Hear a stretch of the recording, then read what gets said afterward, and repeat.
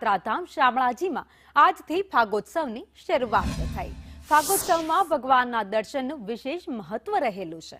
આજથી હોળાષ્ટકનો પ્રારંભ થયો છે, ત્યારે શામળાજી મંદિરમાં પણ ફાગોત્સવની ઉજવણી કરવામાં આવી રહી છે।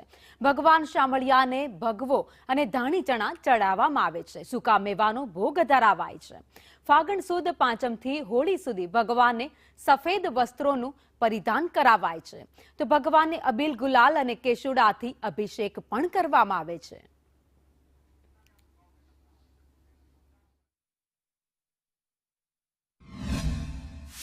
હોળાષ્ટકનો આજથી પ્રારંભ થયો।